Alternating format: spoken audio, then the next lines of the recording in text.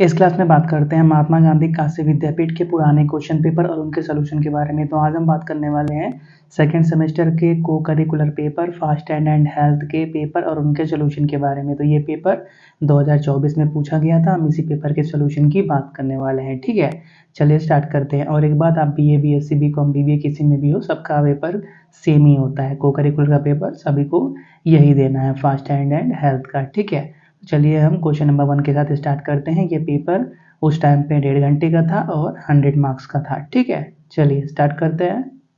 पहले क्वेश्चन की बात करते हैं, गर्भकालीन अवधि कितने दिन की होती है? तो 280 दिन की होती है। तीसरा ऑप्शन सही हो जाएगा। ठीक है, दूसरा क्वेश्चन क्या है, किस रसायन को हम हार्मोन ऑफ लव के नाम से जानते हैं?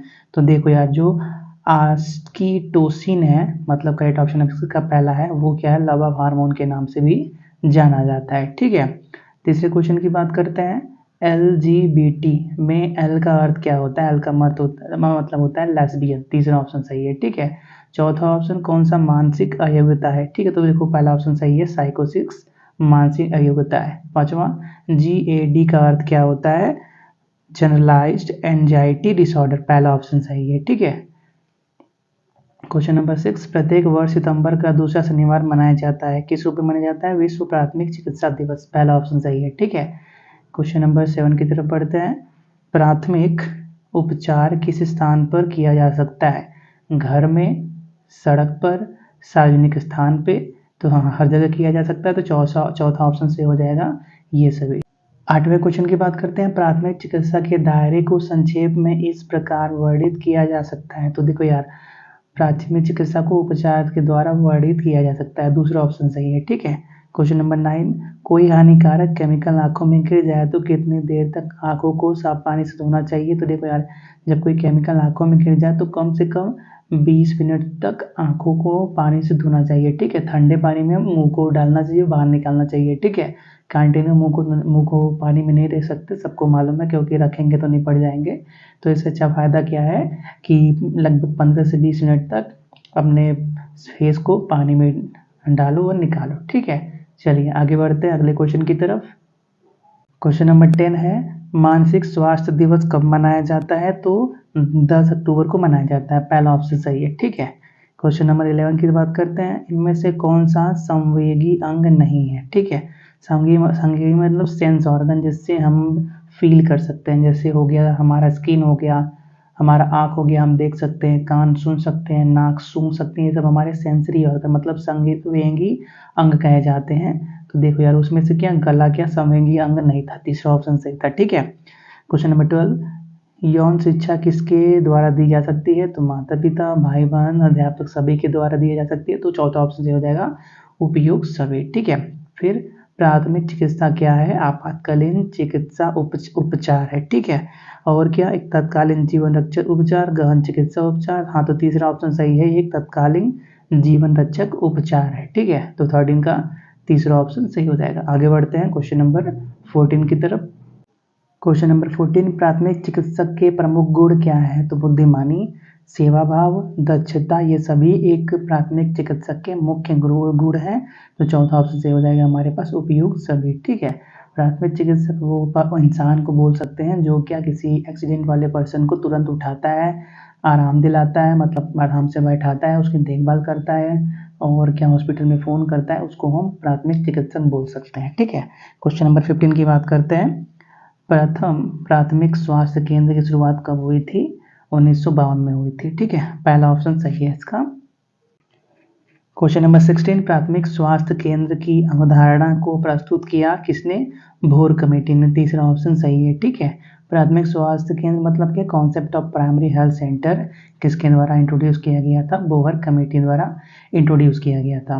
नेक्स्ट, फास्ट एड का 3 सूत्री नियम क्या है? ठीक है, तो एयरवे, ब्रीथिंग, सर्कुलेशन, थ्री सूत्र नियम है। ठीक है, क्वेश्चन नंबर 18 की बात करते हैं, आधुनिक प्राथमिक चिकित्सा के संस्थापक हैं फ्रेडरिक एस्मार्क। पहला ऑप्शन सही है। ठीक है, क्वेश्चन नंबर 19 की बात करते हैं, प्राथमिक चिकित्सक का प्रथम कार्य क्या है? ठीक है, तो प्राथमिक चिकित्सक मतलब कोई एक इंसान है जिसने क्या एक्सीडेंट होते हुए देखा और वो उसकी मदद करना चाहता है और उसने मदद किया, तो वो प्राथमिक चिकित्सक हो गया, ठीक है। अब उसका सबसे पहला काम क्या होना चाहिए, जो भी गिरा हुआ है उसको उठा के रोड के साइड में करे और उसको आरामदायक स्थिति में बैठाए। फिर क्या, अगर वो सांस नहीं ले रहा है, बेहोश हो रहा है, तो उसको सीपीआर दे और क्या करे, खतरे को पहचाने कि उसके हाथ में पैर में कहाँ पे चोट लगी हुई है। और अगर उसके पास मोबाइल फ़ोन है, मतलब जो गिरा हुआ था, अगर उसके पास मोबाइल फ़ोन मिलता है और तो वो उसके कांटेक्ट से उसके घर पे सूचना पहुँचाने की मदद करें, सूचना पहुँचा दे कि हाँ ये पर्सन यहाँ पे गिरे हुए हैं, आप जल्दी से आ जाइए। तो पहला काम उसने क्या किया, रोगी को आराम दिया, तो पहला ऑप्शन सही हो जाएगा, ठीक है। चलिए आगे बढ़ते हैं क्वेश्चन नंबर 20 की तरफ। क्वेश्चन नंबर 20 क्या है, प्राथमिक चिकित्सक का दायित्व तो पूरा हो जाता है, मतलब पूरा हो जाता है जब, कब पूरा हो जाता है, जब कुशल चिकित्सक मामला संभाल लेते हैं, मतलब जब डॉक्टर उस पेशेंट को अपने कंट्रोल में ले लेते हैं, अपने अंडर ले लेते हैं कि हाँ अब डॉक्टर उसका इलाज कर सकते हैं, ठीक है। उस टाइम पे प्राथमिक चिकित्सक मतलब जिसने पहली बार उस रोगी की मदद की थी, सड़क पे मान लेते हैं एक्सीडेंट हुआ था, जिसने भी उसको पहली बार उठाया था, उसका काम डॉक्टर के आने के बाद खत्म हो जाता है, ठीक है। चलिए आगे बढ़ते हैं। क्वेश्चन नंबर 21 क्या है, प्राथमिक चिकित्सा का उद्देश्य है। प्राथमिक चिकित्सा का उद्देश्य क्या है, अस्थायी चिकित्सा, जीवन रक्षा करना, तुरंत सहायता।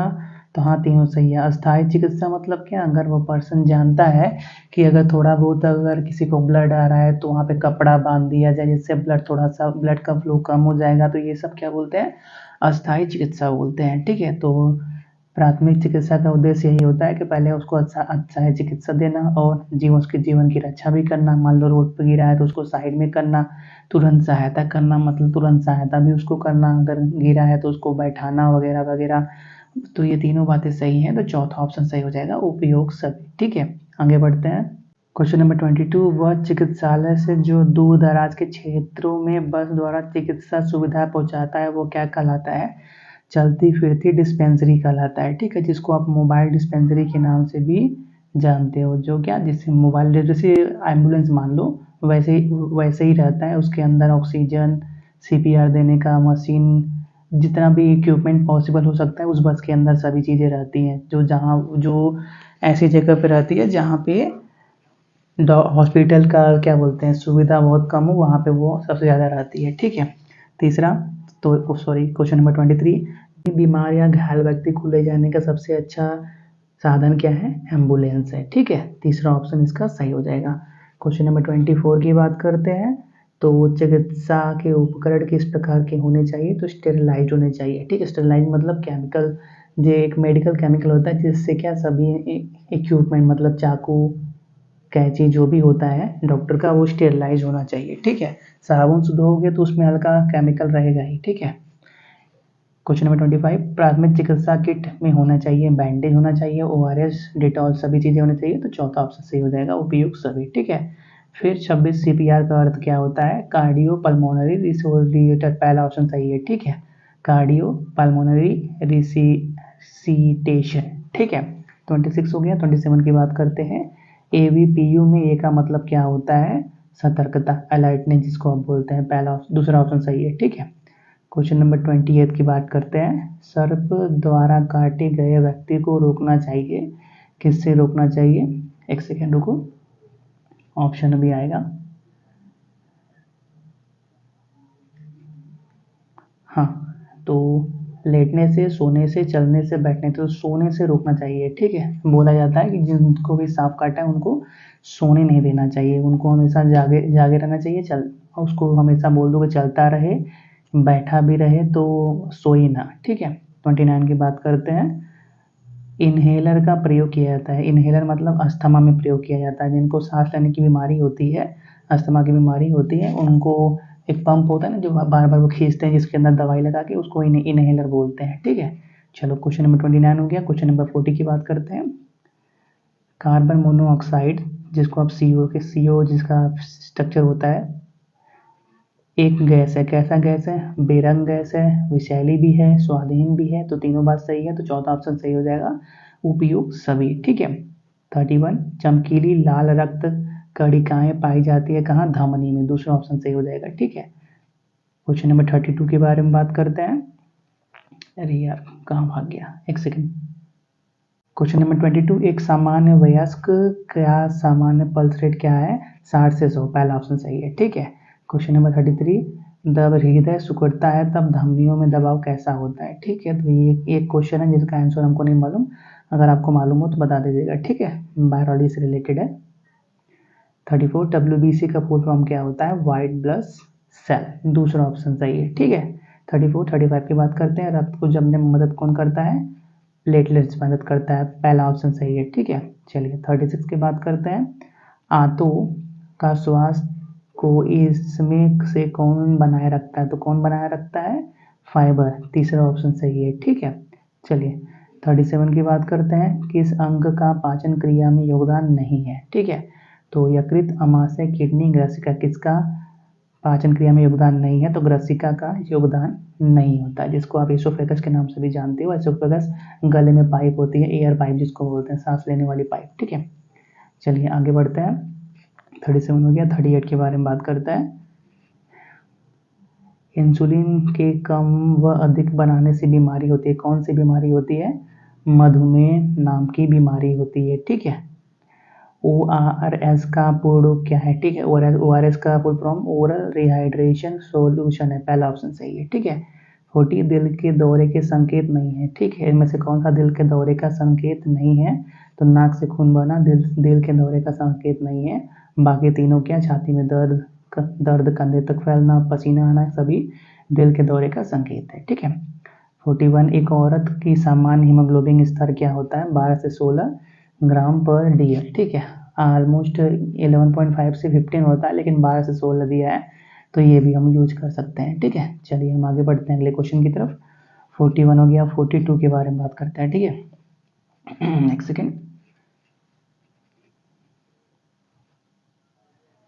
तो एक मानव खोपड़ी में कितनी हड्डियां होती हैं, तो देखो यार 29 हड्डियां होती हैं, लेकिन यहाँ पे 29 ऑप्शन में ही नहीं है। ठीक है, तो इसको आप अलग से याद रख लो कि ह्यूमन स्कल के अंदर 29 बोन्स होती हैं। ठीक है, 43, शरीर की सबसे लंबी हड्डी कौन सी है, तो जांग की हड्डी सबसे लंबी होती है। ठीक है, जांग में फीमर नाम का हड्डी होता है जो सबसे लंबा होता है, तो दूसरा ऑप्शन सही हो गया। ठीक है, चलो 43 हो गया। अब क्या बात करते हैं, 44 के बारे में बात करते हैं। तो मच्छरों के काटने से कौन सा रोग होता है, तो डेंगू, चिकनगुनिया, मलेरिया, सभी मच्छर काटने के रोग हैं, तो चौथा ऑप्शन सही हो जाएगा, उपयुक्त सभी। ठीक है, 45, आई फ्लू के लक्षण है आंखों का लाल होना, दर्द, सूजन, हाँ सभी हैं, तो चौथा ऑप्शन सही हो जाएगा, उपयुक्त सभी। ठीक है, 45 हो गया। अब बात करते हैं 46 के बारे में कि नारी प्रजनन तंत्र का अंग नहीं है, तो वृषक नारी प्रजनन तंत्र का अंग नहीं, ये क्या बोलते हैं, मेल सेक्स ऑर्गन बोला जाता है ना। हाँ, 47 की बात करते हैं। प्राकृतिक आपदा नहीं है, तो देखो गैस रिसाव प्राकृतिक आपदा नहीं है, मतलब नेचुरल डिजास्टर नहीं है। बाढ़, भूकंप, सुनामी सभी नेचुरल डिजास्टर हैं। ठीक है, तो 14 ऑप्शन सही है इसका। 48 की बात करते हैं। राष्ट्रीय कृषि मुक्ति दिवस कब मनाया जाता है, 10 अगस्त को मनाया जाता है। ठीक है, तीसरा ऑप्शन सही हो गया। 49 की बात करते हैं। आघात का लक्षण है, आघात का लक्षण क्या है हमारे पास, अत्यधिक पसीना आना, पल्स रेट बढ़ना, बेचैनी, तीनों सही है, तो चौथा ऑप्शन सही हो जाएगा, उपयुक्त सभी। ठीक है, सभी। 50, पित्त बनता है, पित्त कहाँ बनता है, यकृत में, जिसको लीवर बोलते हो, उसमें बनता है। ठीक है, तो 50 का दूसरा ऑप्शन सही हो जाएगा। तो ये क्वेश्चन आप ऑब्जर्व कर लो, ये पिछले साल का है, हो सकता है इस साल भी इससे कुछ क्वेश्चन रिपीट हो जाए। ठीक है, चलिए तब तक के लिए thanks for watching, have a nice day.